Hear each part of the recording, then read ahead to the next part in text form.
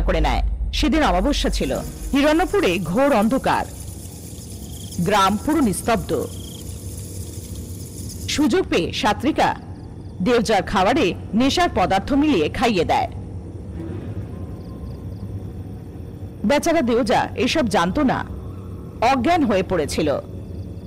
সবার থেকে লুকিয়ে দেবযাকে একটা কাপড়ের গুটলি বানিয়ে কাঁধের উপরে রেখে বাড়ির জন্য বেরিয়ে পড়ল। আরে ওই বুড়ি, ওই থলিতে কি? ময়লা কাপড়, মালকিন কালকে ধুয়ে আনতে বলেছে। ঠিক আছে, যাও। দেবযাকে মাথার উপরে নিয়ে বাড়ি গিয়ে কুয়োর পাশে পোটলাটা রেখে দিয়ে বম বম বিদুষা, বম বম বিদুষা, রাখা রাখ রাখ জাগো। যখন মন্ত্রপাঠ করা হলো, হাড্ডির তৈরি 4টে পাধারী কাঠ বেরোলো।